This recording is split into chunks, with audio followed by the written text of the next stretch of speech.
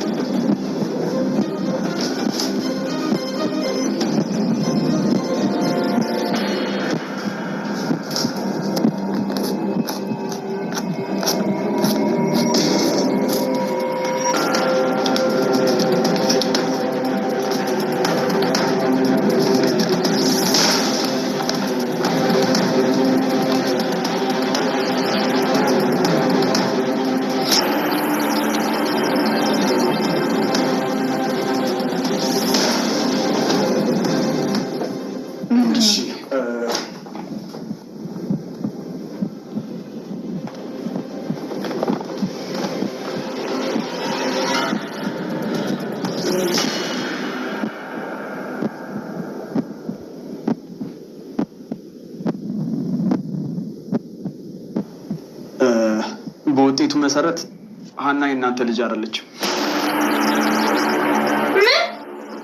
እንዴት? እኔ እንግዲህ አላውቅም። ናሙናው እንደሚያሳየው ከሆነ አንቺ የነ ወይዘሮ ሚላት ልጅ አይደለችም። ይሄ በፍጹም አይሆንም። ሰላም ሰላም፣ ደህና ስጥልኝ ውድና እየተከበራችሁ ውድ ቤተሰቦቼ በሙሉ እንዴት ናችሁ? ልኝ ደህና ናችሁ ወይ? በያላችሁበት ሰላም ፍቅር ይሁንላችሁ አልኩ። ዛሬ በአዲስ ቪዲዮ መጥቻለሁኝ ማለት ነው። ቪዲዮን ከወዳችሁ እንግዲህ ሼር ላይክ ያደርጋችሁ አበረታቱ። አዳዲሶች ደግሞ ሰብስክራይብ ያደርጋችሁ ቤተሰብ እንድትሆኑ በጥሞና እነግራችኋለሁኝ ማለት ነው። እንደተለመደ የዛሬ ኖላዊ ክፍል 50 ደርሰናል ማለት ነው። ይህ ኖላዊ ክፍል 50 እንግዲህ ግማሹ ያሳዘናል፣ ግማሹ በጣም ደስ የሚል ነው። በእርግጥ እኔ በጣም አዝኜ ነው ያየሁት ማለት ነው። እንደኔ ደግሞ አዝናችሁ ያያችሁ ትኖራላችሁ ብዬ አስባለሁ። ሃና እንግዲህ ስለ ሃና ነው አሁን እንግዲህ በጣም የሚያሳዝን ነገር የተገኘው ከሃና ነው ማለት ነው።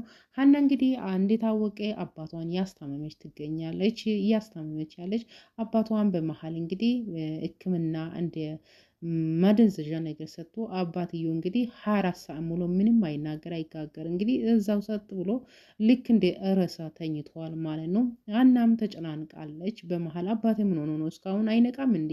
መቼ ነው የሚነቃ? እያለች እየተጨናነቀች ነበር። በመሀል ደግሞ የሷ የዲኤንኤ ውጤቷ መጥቶ ነበረ። የዲኤንኤ ውጤቷ እንግዲህ አንደኛ በጣም ደስ ብሏት ነበረ። በመሀል ደግሞ አዘን ገጠማት ማለት ነው። አዘኑ እንግዲህ ወይዘሮ ሜላት ልጅ ሆናለሁ በሚል ነው እሷ በተስፋ ስትጠብቅ የነበረችው። በኋላ ላይ የዲኤንኤ እንግዲህ ምርመራው ደረሰ። ውጤቱ እንግዲህ አላሳየም እያሉ ሲከራከሩ ነበር። በመሀል እንግዲህ እኔ ማሳየት አልችልም፣ ታሽኮ ነው የመጣ፣ ሁላቸውም ፍቃደኛ ከሆናችሁ አሳያቸዋለሁ በሚል እንግዲህ ዶክተሩ ነግረዋል ማለት ነው።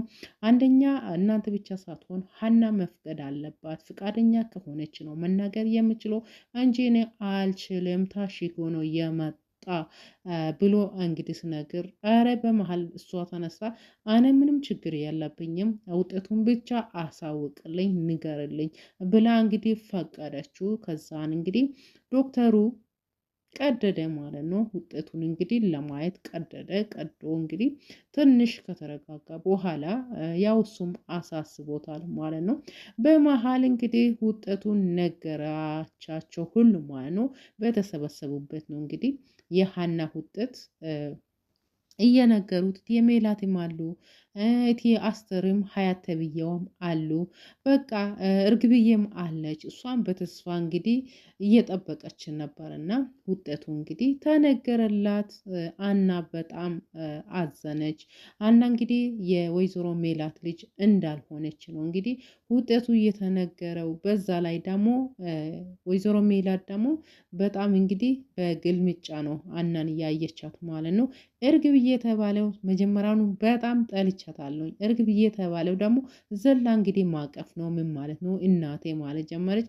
እርግብዬ እንግዲህ የሜላት ልጅ እንደሆነች ታውቋል ማለት ነው። በመሀል ደግሞ የወይዘሮ አስቴር ተብዬው ሀያት የተባሉት ጠልቶ ሊሞቱ ማንን? እርግብዬን። ማንንም ወዱት ሀናን። በቃ እስካሁን ድረስ አላመኑም ነበር። በጣም ነው ሀናን የሚወዱት። በቃ ሁሉም ነገር ሀና ነች።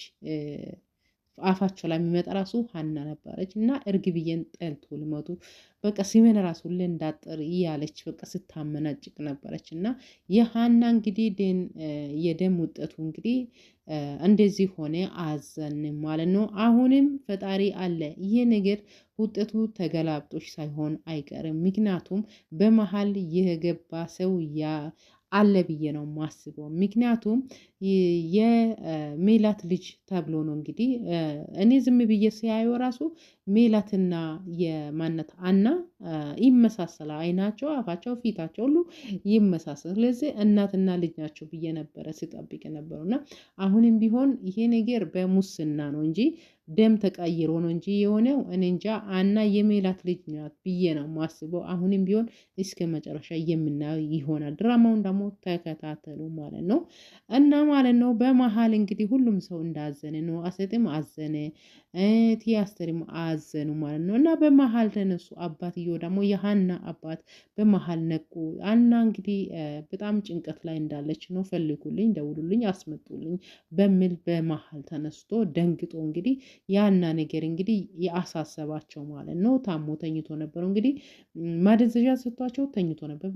በመሀል ነቁ። አናን ፍለጋ ጀምሩ ማለት ነው። እሷ ጭንቀት ላይ ነው ያለችው። ምን ሆና ነው የምለው እንግዲህ እሳቸው ልጅቱን ጥሩልኝ ብሎ እንግዲህ ስሞታ ያቀረቡት ማለት ነው።